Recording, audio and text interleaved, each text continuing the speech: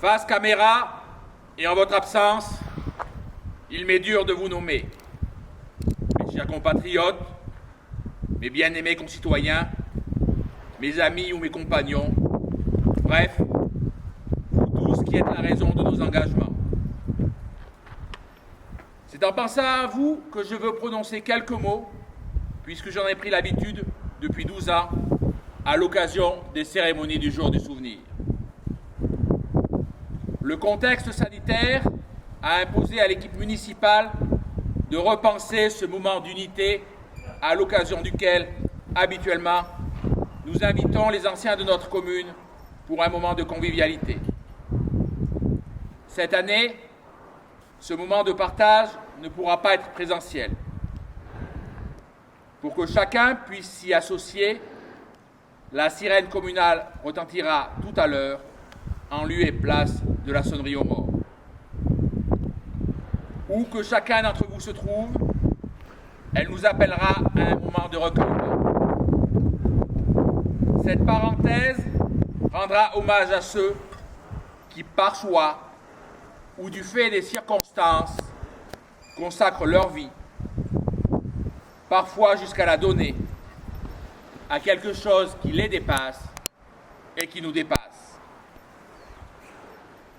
Cette parenthèse, elle sera évidemment dédiée en premier lieu aux 40 morts pour la France, dont les plaques de marbre de ce monument rappellent les noms, comme aux 20 morts pour la France qui sont tombés en opération extérieure depuis les cérémonies de l'an dernier.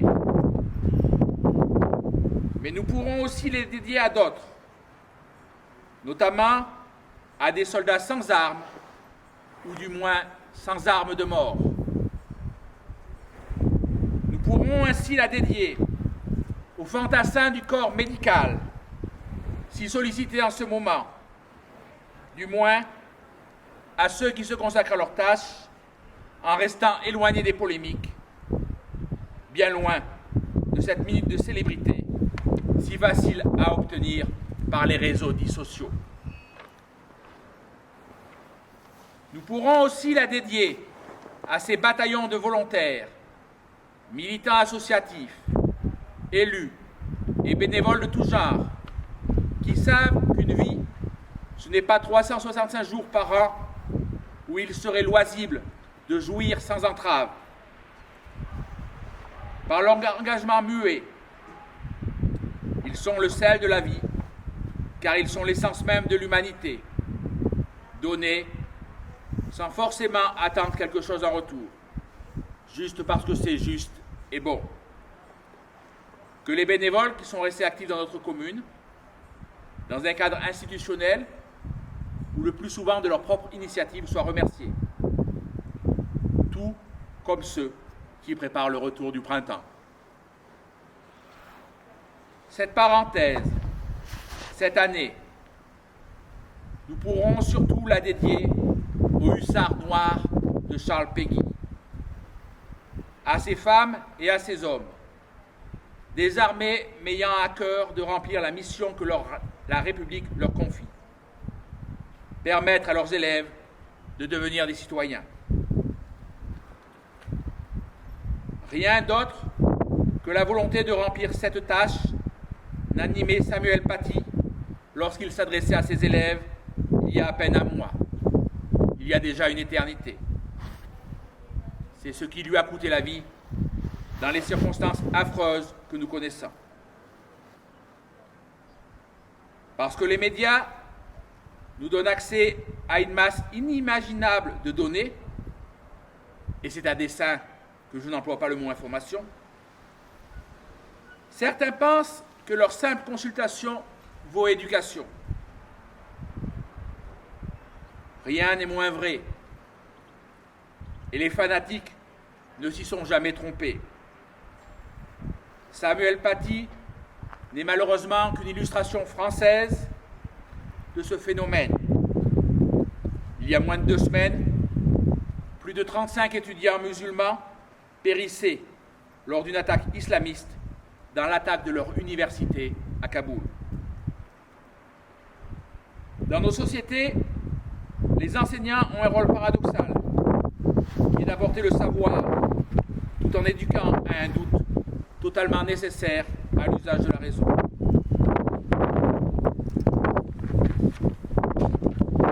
Les enfants de France sont en premier lieu éduqués par leurs parents et leurs proches, selon les convictions, la foi et les certitudes de ceux-ci. Ils en reçoivent des savoirs et des valeurs fondamentales. Mais il revient à nos professeurs, sans araser ces diversités, de leur apporter ce qu'ils auront tous en commun, ce ciment qui fait nation. Sachons leur gré de cela. Et nous, qui sommes adultes et blocs de certitude, retrouvons aussi ce lien qui permet de regarder ensemble vers l'avenir. Nous sommes une nation qui sait relever les défis qui se présentent à elle, du moins lorsqu'elle ne se déchire pas en de vaines querelles. Nous sommes une nation qui, comme tous les mois de novembre, se retrouve pour commémorer la victoire et la paix. La victoire de la paix. Ce bien si fragile que chaque génération doit préserver, souvent en renonçant aux certitudes individuelles et aujourd'hui tout particulièrement en doutant du doute. C'est en ces circonstances que je vais maintenant vous donner lecture du message de Geneviève Darresinck, ministre déléguée auprès de la ministre des Armées, chargée de la mémoire et des anciens combattants. C'était il y a un siècle. Ce 10 novembre 1920, la Grande Guerre est achevée depuis 2 ans. Dans la citadelle de Verdun, Auguste Dun, soldat de 2e classe et pupille de la nation, dépose un bouquet d'œillets blancs et rouges sur le cercueil d'un soldat.